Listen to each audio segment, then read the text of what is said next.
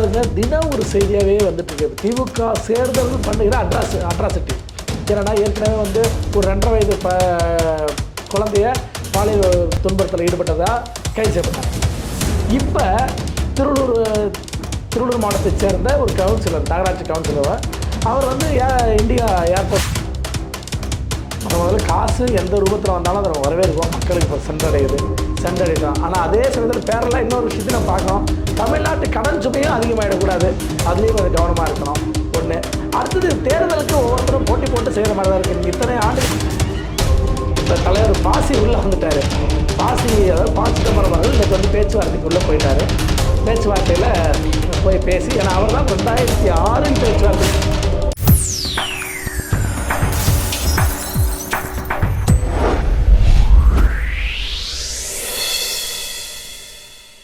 வணக்கம். Golden chance வழங்கும் அரசியல் களம். இன்றைய அரசியல் களம் நிகழ்ச்சியில் நம்மோடு இணைந்திருப்பவர் மூத்த பத்திரிகையாளர் திரு ராஜா ஸ்டாலின் அவர்கள். வணக்கம். வணக்கம்.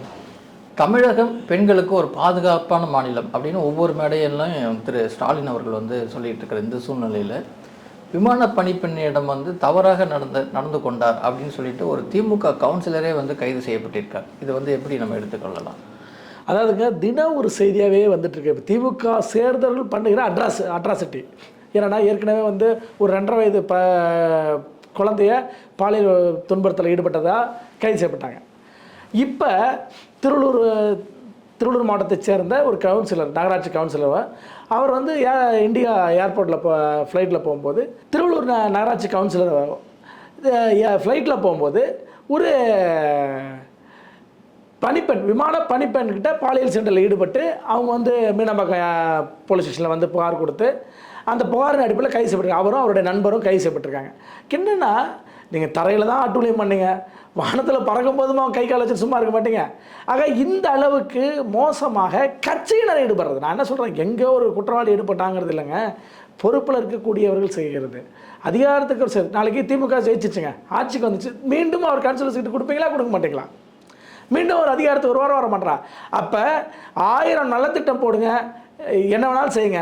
ஆனால் உங்கள் கட்சியினர் ஒவ்வொருத்தரும் பண்ணுற அட்ராசிட்டிக்கு நீங்கள் என்ன பதில் சொல்ல போகிறீங்க? போனால் கடைக்காரன் அடித்து உடைக்கிறான், காசு கேட்குறான், கூட்டம் நடத்தணும், மாநாடு நடத்தணும், காசு கொடுன்னு கேட்குறான், இல்லை சாப்பிட்டதுக்கு பில்லு தர மாட்டாங்கிறான், அப்புறம் பெண்கள் மீது வன்முறை தொடுக்கிறான். 2 வயது குழந்தைகிட்ட ஒரு பாலியல் 2.5 வயது குழந்தைகிட்ட பாலியல் சண்டையில் ஈடுபட்டு திமுக நிர்வாகி. ஆக இப்படி ஒவ்வொன்றுலையுமே திமுகவர்கள் நேரடியாக ஈடுபடுறார்கள். அப்போ இது எங்கே போய் நிறுத்தும்? நாங்கள் அதிகாரத்தில் இருக்கிறவங்க தான். நீங்கள் என்ன பண்ணாலும் காவல்துறை என்ன பண்ணிடா, அதிகபட்சம் எங்களுக்கு கைது பண்ணோம், நாங்கள் ஒரு 15 நாள் ஜெயிலில் வந்துடுவோம், பெயிலில் வெளியே வந்துடுவோம். ஏங்க இதுதானங்க கனிமொழி அவர்கள் கலந்துகிட்ட கூட்டத்தில் நடந்த கூட்டத்தில் பெண் காவலர் மீது கை வைத்தார்களே, பெண் காவலரும் பாலியல் சண்டையில் ஈடுபட்டு அந்த காவலர் புகார் கொடுத்துருந்தாங்க. அந்த கொடுத்த புகாரை அந்த பெண் காவலரை வாபஸ் வாங்கிட்டாங்க. அது எங்கேயுமே அப்படி ஒரு கொடுமை நடந்ததுங்க. தமிழகத்தில் மட்டும்தான் ஒரு பெண் காவலரே தன் மீது பாலியல் சண்டையில் ஈடுபட்டாங்க திமுக காரங்கன்னு சொல்லி புகார் கொடுத்து அந்த புகாரையும் வாபஸ் பெற்றுக்கொண்டார். நினச்சா அப்போ இப்படி தான் திமுகவுடைய அட்ராசிட்டி என்பது தொடர்ந்து தமிழகத்தில் நடந்துக்கிட்டே இருக்குது. இவர்கள் மீண்டும் ஆட்சிக்கு வந்தார்களாம், இந்த அட்ராசிட்டி மேலும் மேலும் வளரும். முதல்வர் திரு ஸ்டாலின் அவர்கள் வந்து நேற்று வந்து ஒரு சிறப்பு திட்டத்தை வந்து அறிவித்தார். விளிம்பு நிலை மக்களுக்கு எக்ஸ்ட்ரா 1000 ரூபா ப்ளஸ் வந்து ஏற்கனவே இருக்கவங்களுக்கு வந்து நிதியை வந்து அதிகப்படுத்தி கொடுத்துருக்காரு. சிறப்பு நிதிங்கிற அந்த பேரில் வந்து தேர்தலுக்காக நடத்தப்படுகிற உத்தியா இல்லை உண்மையாகவே அக்கறையா? முதல்ல காசு எந்த ரூபத்தில் வந்தாலும் அதை நம்ம வரவேற்கும். மக்களுக்கு இப்போ சென்றடையிட்டோம். ஆனால் அதே சமயத்தில் பேரெல்லாம் இன்னொரு விஷயத்தையும் நம்ம பார்க்கணும். தமிழ்நாட்டு கடன் சுமையும் அதிகமாகிடக்கூடாது, அதுலேயும் கொஞ்சம் கவனமாக இருக்கணும். ஒன்று. அடுத்தது தேர்தலுக்கு ஒவ்வொருத்தரும் போட்டி போட்டு செய்கிற மாதிரி தான் இருக்குது. நீங்கள் இத்தனை ஆண்டுகள் செய்யாமல் தேர்தலை வச்சுக்கிட்டு 2 மாதத்தில் வச்சுக்கிட்டு நீங்கள் ஒன்று செய்யும்போது ஏறத்தாழ இது அரசியலாக தான் பார்க்கப்படும். ஒருவேளை நீங்கள் செய்யணும்னு நினச்சிருந்தா கூட தேர்தலை முடிச்சுட்டு செய்யலாம் ஒன்று, அல்லது முன்கூட்டியே செஞ்சுருக்கலாம். இப்போ மகளிர் உரிமை தொகை மாதிரி முன்கூட்டியே செஞ்சிடலாம். மகளிர் உரிமை தொகை என்பது ஏற்கனவே கொடுக்க ஆரம்பித்தது தான். கொடுக்க ஆரம்பித்து ஒரு சிறப்பு தொகையை தான் கூட ஒரு 2000 போட்டிருக்காங்க.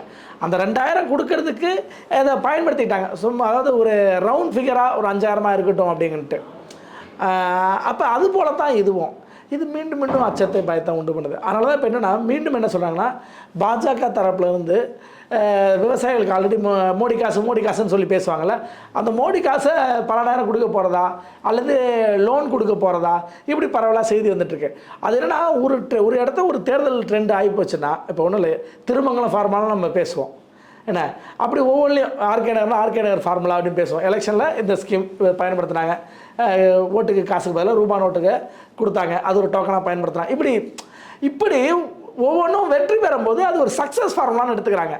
நிதிஷ் ஒரு 10,000 கொடுத்தனால தான் தேர்தலில் ஜெயிச்சாரு அப்படிங்கிறத எடுத்துக்கிட்டு கொடுக்க ஆரம்பிச்சுறாங்க. இது என்ன ஆரம்பிக்கும்னா, எல்லா மாநிலத்தையும் இது ஆரம்பிச்சிடும். அப்போ என்ன ஆகிடும், ஓட்டை காசுக்கு வாங்கக்கூடிய இடமா ஆகிடும். அப்போ காசு கொடுக்க மாட்டேன்னு சொல்கிற பிற கட்சிகள் வெற்றி பெற மாட்டாங்க. அடுத்தது வெற்றி பெற மாட்டாங்கன்னு தாண்டி டெபாசிட் கூட வாங்க மாட்டாங்க. டெபாசிட் கூட வாங்காமல் இருக்கிறது ஜனநாயக முறையில் யார் வேணால் தேர்தலில் போட்டியிடலாம் அப்படின்னு உரிமை இருக்கும்போது, நானே கூட திடீர்னு பிரதமராக ஒருத்தர் எதிர்த்து நான் வேட்புமனு தாக்கல் பண்ணலாம். நான் இங்கேருந்து போய் இப்போ நம்ம நரேந்திர மோடி குஜராத்தில் கூட நிற்கிட்டோம். ஆனால் நான் குஜராத்தில் போய் நான் வேட்புமனு தாக்கல் பண்ணி அவருக்கு எதிராக போட்டியிடலாம். அந்த உரிமை எனக்கு இருக்குது. ஆனால் இவர்கள் கொண்டு வர இந்த ஒரு மூலம் இது அரசாங்கத்திலேருந்து நேரடியாக கொடுக்குறது. நிறையா பத்திரிகையாளர்களே இல்லை ஒவ்வொருத்தரும் சொல்லியாச்சு, இது நேரடியாக மக்களுக்கு கொடுக்குற கையூட்டு அப்படின்னு. ஏன்னா இது தேர்தல் நேரனால நீங்கள் இதை முடித்ததுக்கப்புறம் கொடுத்தீங்கன்னா அது வந்து திட்டம். தேர்தலை வெற்றி பெற்ற பிறகு ஆட்சி அமையும் போது நீங்கள் கொடுத்தீங்கன்னா அது வந்து திட்டம். தேர்தலை ஒரு 60 நாளில் வச்சுக்கிட்டு நீங்கள் செய்கிறீங்கன்னா கட்டாயம் வந்து இது வந்து ஒரு கையூட்டாக தான் பார்க்கப்படும். ஆனால் இது தேர்தலில் கை கொடுக்குமா, ஒவ்வொரு கட்சியும் கொடுக்க ஆரம்பிப்பாங்க, ஒவ்வொரு கட்சியும் செய்ய ஆரம்பிப்பாங்க. அல்லது சொன்னதை யார் செஞ்சுருக்காங்கிறது பார்க்கணும்ல. இப்போ எடப்பாடியார் 10,000 ரூபாய் கொடுக்குறேன் அப்படின்னு சொல்கிறார், விவசாய கடன்கள் தள்ளுபடி பண்ணுறான்னு சொல்கிறாங்க. இப்படி ஒவ்வொன்றும் சொல்லும்போது இது எல்லாமே எடப்பாடியார் மீது எப்படி நம்பிக்கை இருக்குது? எடப்பாடியார் ஏற்கனவே சொன்ன கோரிக்கைகள் நிறைய நிறைவேற்றிருக்காங்க. 13,000 கோடி கூட்டுறவு வங்கியில் கடன் ரத்து பண்ணியிருக்காங்க. அப்போ அதெல்லாம் மக்கள் கணக்கில் எடுத்துக்க மாட்டாங்களா? அப்போ இதெல்லாம் கணக்கில் எடுத்துவாங்கல்ல.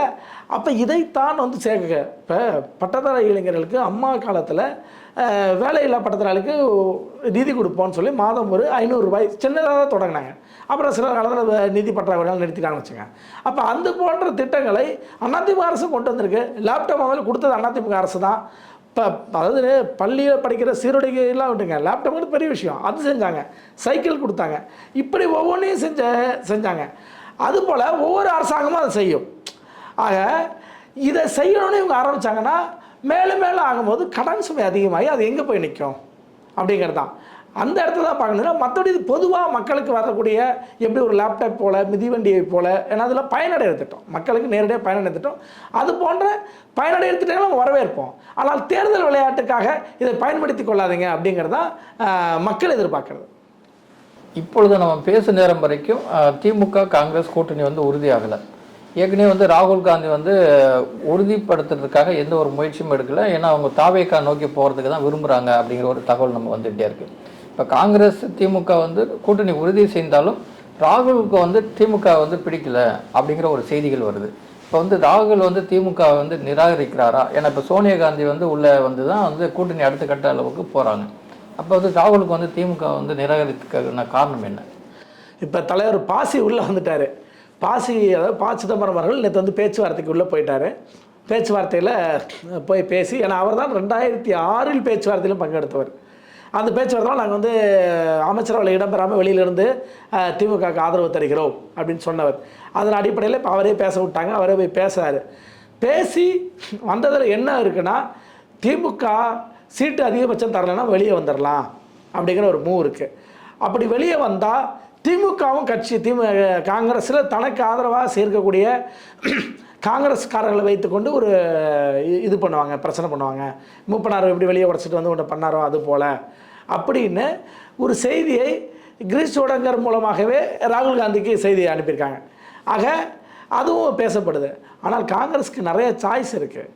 நீங்கள் தாவேக்கா மட்டும் இல்லைங்க, அரசியல் ட்ரெண்டே மாற்றுற மாதிரி அதிமுக சேர்ந்தா என்ன ஆகும்? அதிமுக பாஜகங்கிற ஒரு பிணைப்பில் இருக்கிறதுனால தானே பேசுகிறீங்க. ஒருவேளை இப்படின்னு மாறினா அதிமுக பாசிட்டிவாக இருக்குது, என்ன சிறுபான்மையினர் வாக்கு நாங்கள் மட்டுமே வாங்குறோன்னு சொல்கிற இடத்த ஸ்பிளிட்டப் ஆகும்ல. தாவேக்கா ஆல்ரெடி பிரிப்பாங்கன்னு சொல்கிறாங்க சிறுபான்மையினர் வாக்கு. அதை திமுகவிட்ட வந்து காங்கிரஸ் பிரியும் போது காங்கிரஸும் அந்த சிறுபான்மை வாக்கை கைப்பற்றும் போது திமுகவின் வெற்றி உறுதி செய்யப்படாதுல்ல. அப்போ அரசியல் களத்தில் பிஜேபியை வழிவிட்டு, இன்னும் சொல்லப்போனால் இது முட்டல் முதலாகவே இல்லாமல் பிஜேபியை வழிவிட்டு கூட அதிமுகவை தமிழ்நாட்டுடைய பொலிட்டிக்கல் ட்ரெண்டு தான்.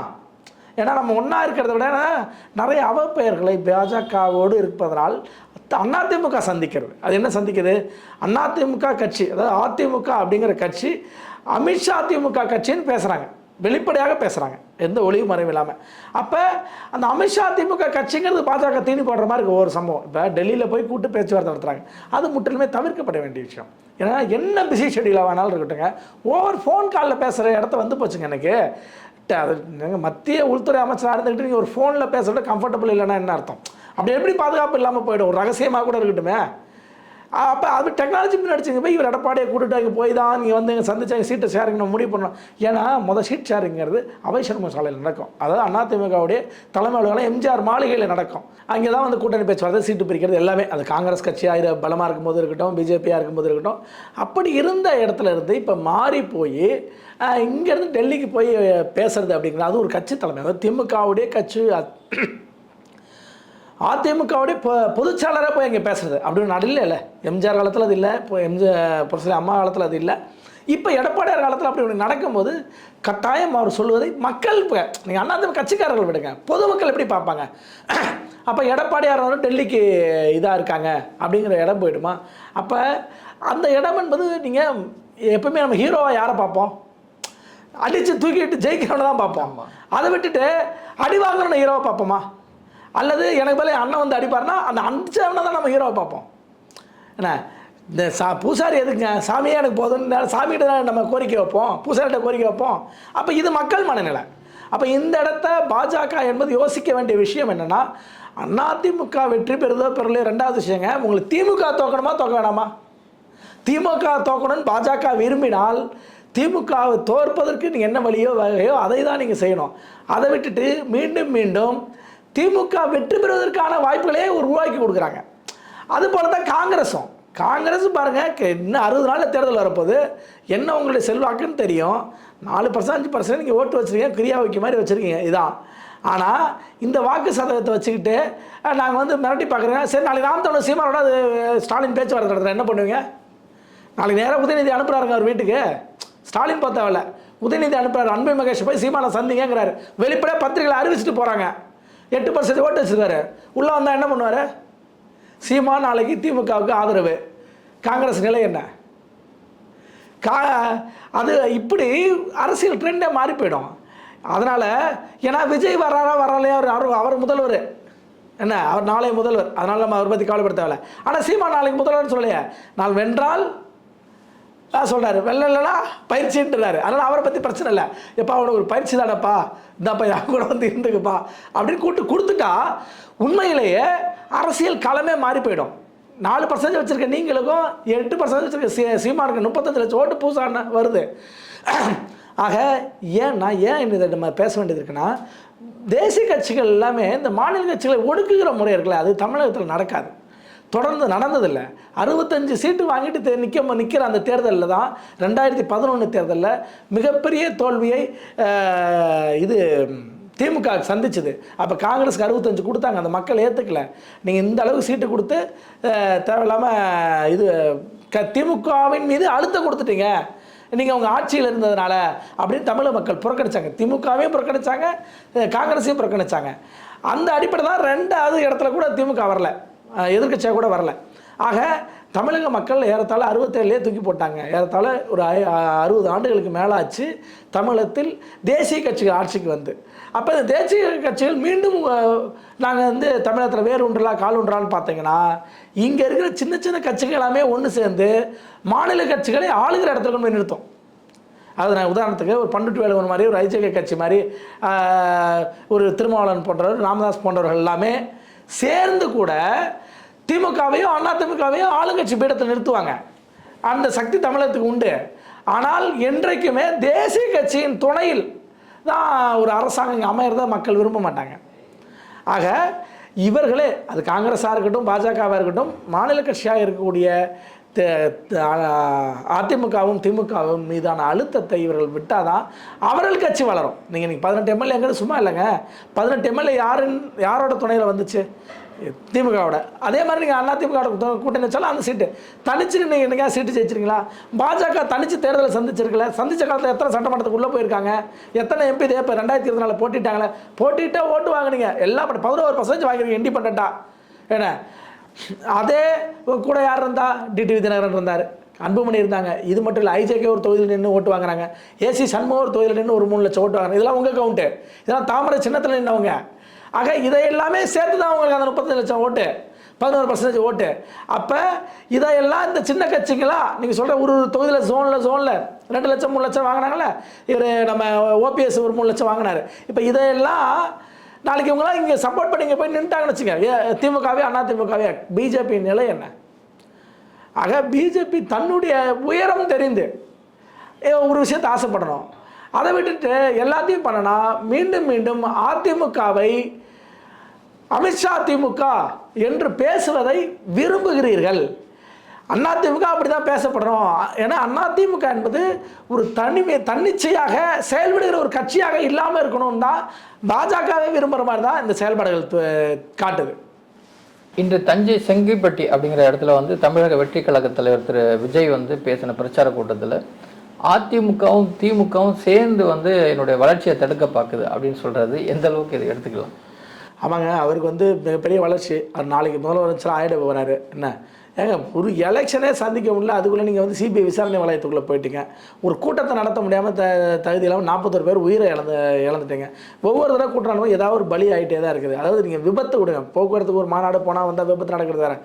கூட்ட நெரிசலில் மரணங்கிறது நடந்து முடிஞ்ச கூட்டம். அப்போ அவனுக்கு மூச்சு திணறல் இருந்துச்சு, அவனுக்கு சுகர் இருந்துச்சு, ஹார்ட் அட்டாக் இருந்துச்சு, இதெல்லாம் விஷயமாங்க.